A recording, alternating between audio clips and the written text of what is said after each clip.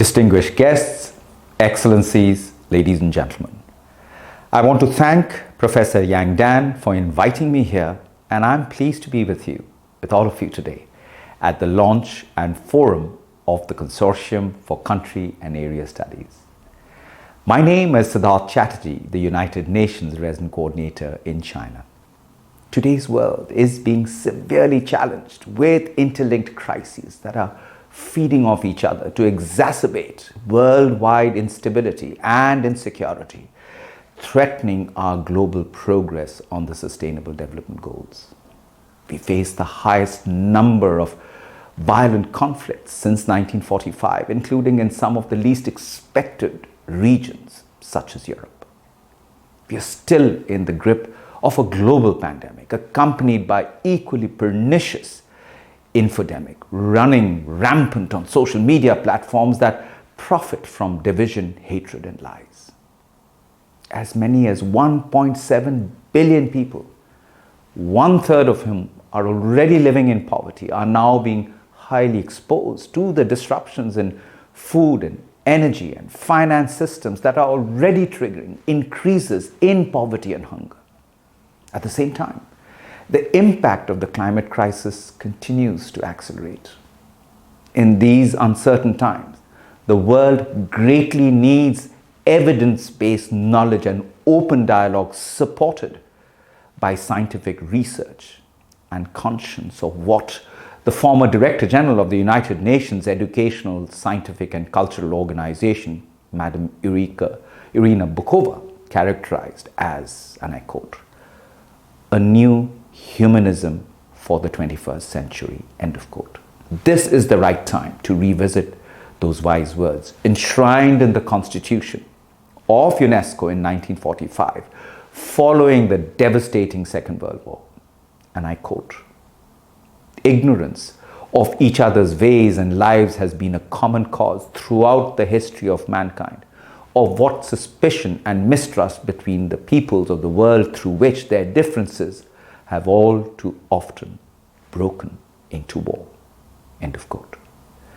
Ladies and gentlemen, the 2030 Agenda reminds us there is no peace without sustainable development, and no sustainable development without peace or justice, or without respect for human rights. As the United Nations Secretary General Antonio Guterres said, and I quote, "Peace makes demands of us because peace is not a passive acceptance of the status quo. It is a concrete act, a choice," end of quote.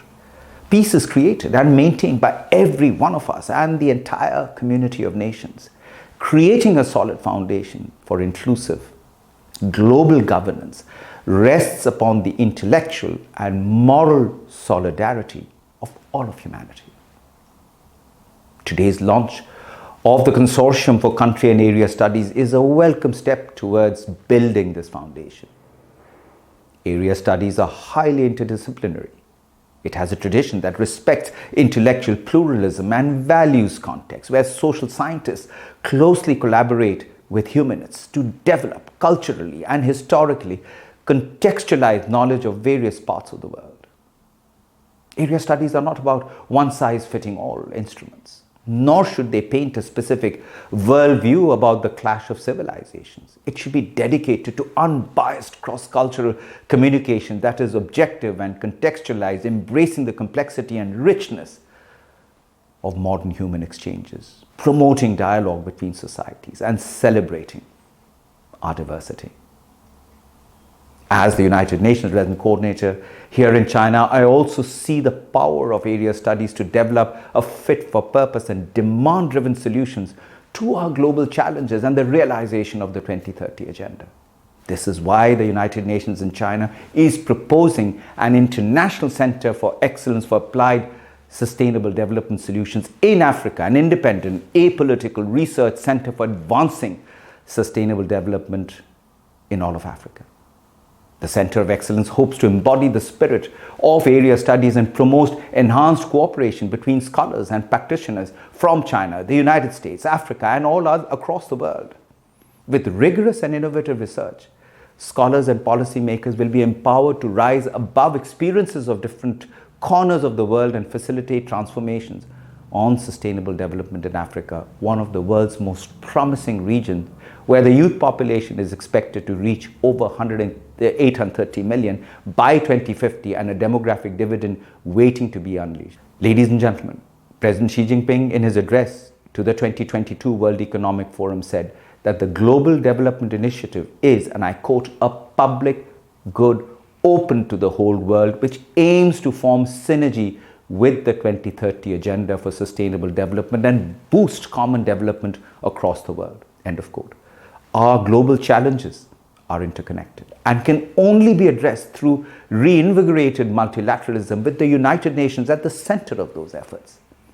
The United Nations welcomes any important initiative undertaken by any member states that gives momentum to the achievement of the Sustainable Development Goals.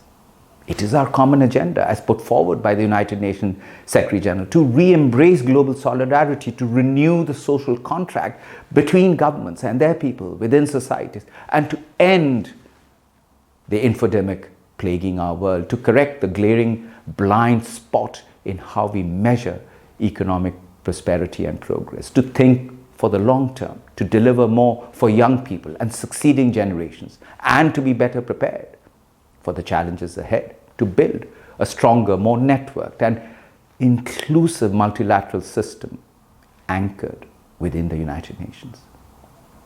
I hope to work with all of you to make this happen, and I look forward to the discussions ahead. Thank you very much.